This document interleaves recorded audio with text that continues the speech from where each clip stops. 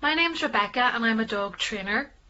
I run walk and roll dog training in Cardiff in the UK, and I began my training journey with Canine Principles. I completed the Canine Coaching Diploma with distinction, and that, coupled with the practical experience I was gaining at the time, gave me the confidence to become a dog trainer. I'm really thrilled to be here representing Canine Principles and delivering this short video all about management. So whether or not you've heard of management, I just want to get across to you A, what it means to me, and B, why it is so useful to us as dog trainers to help us plan, to help us have confidence that we can always add value, and most importantly to help the dogs and help the clients that we work with.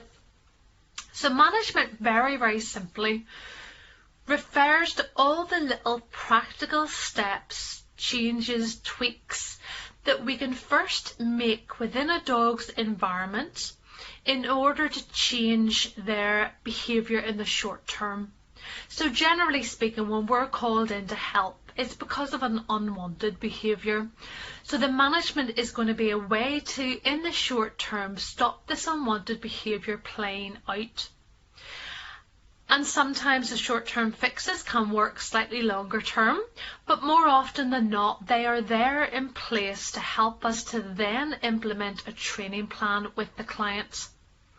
So if I get a new inquiry, and these come through nowadays, especially in many different ways, sometimes it's a Facebook message, a phone call, a text, an email, or sometimes people will go the route that I like, which is through my website, and they'll fill in an online form telling me all about their dog. Either way, I try to always direct people towards my email. And if I'm confident through reading what they've written, or maybe speaking with them, having a little bit of back and forth, if I'm confident that I want to take that case on, then what I will do first of all is arrange a time to meet. It could be virtually over Zoom, or it could be in person. And I will then step back, and before that meeting I will plan. For me personally, it's kind of back to the old school pen and paper.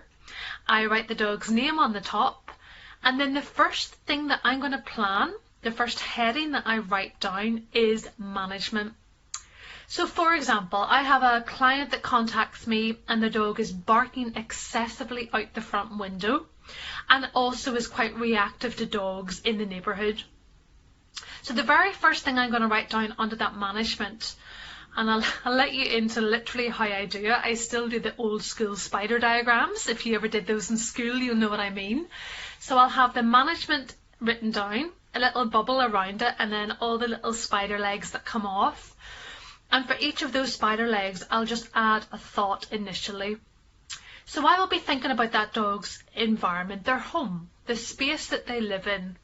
And I will be considering, well, how do I empower the owner to make a change to help that dog not have to go through barking for hours on end during the day. And with management, and this is absolutely fine, it's very often a very simple, quick change that sees a very poignant difference to the dog. So for example, I might say to that owner, could you pull the blinds down? That could be one of my little legs. I could write, could you close the curtains? I might write frosted stickers, those frosted stickers that you can put on the glass so the dog can't see as much. I might then write, where is the sofa? And when I go out to the consultation, I'll be looking to see, is the sofa pushed against the window, the dog's on top of the sofa, barking out the window. So I'll have a little question mark with, can we move that? Can we rearrange the furniture a little bit?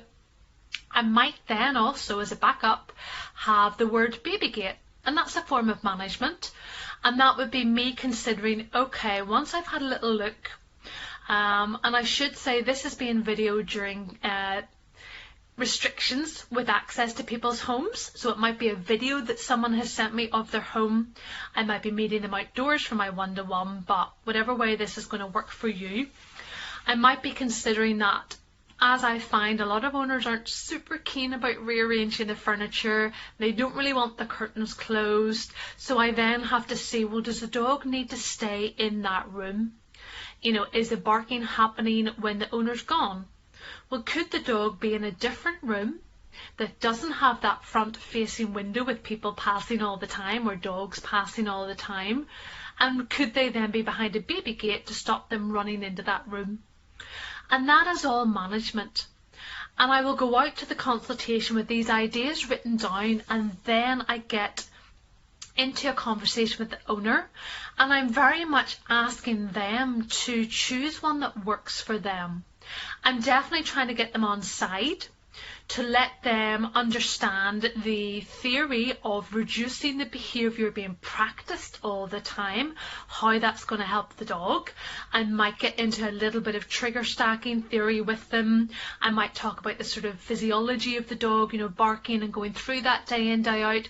Something to get them on side with this management with, yes, okay, we've got to make a change.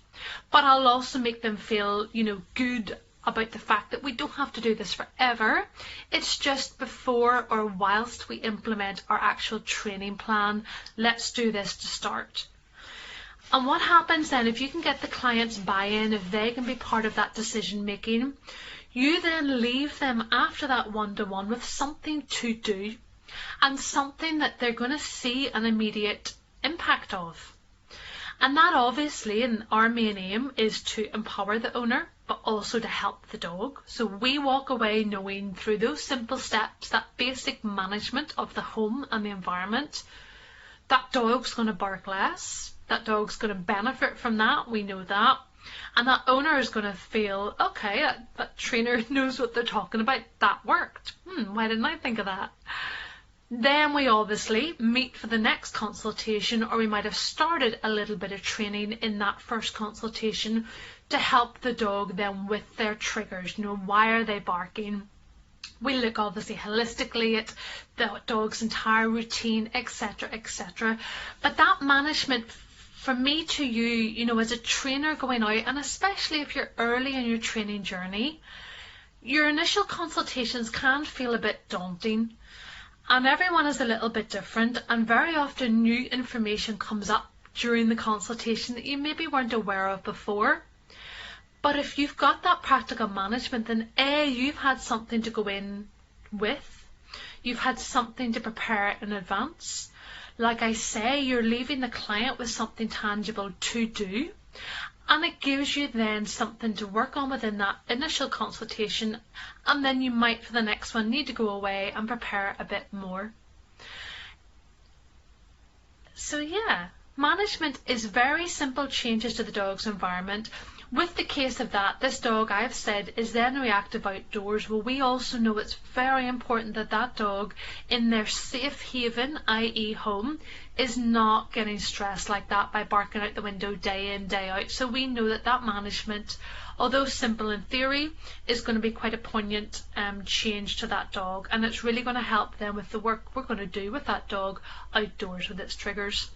You might have really simple cases with management. It might be, and I've had this, where a puppy client has maybe come up at the end of a puppy class and they've said, that was great, thanks, we're going to work on all that, but he nips me like crazy every morning. And you might have a little chat to that owner and realise that they have, pink fluffy unicorn slippers that they wear down every morning to greet the puppy, and the puppy is just attacking the slippers. And there, first thing you're always thinking of is management. Well, your management there to suggest to them is pop those slippers away for a couple of months, maybe 3 or 4 months, until puppy is calmed down a little bit. So yeah, it's always your go-to. It's always your first heading.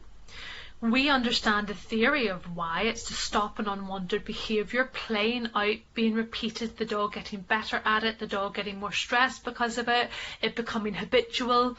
But to the owner, it's to give them a nice, simple, easy win initially, and to get their buy-in and to get them started on that training journey with you together. I hope that helps. I hope you enjoyed that, and I look forward to seeing you on our next video.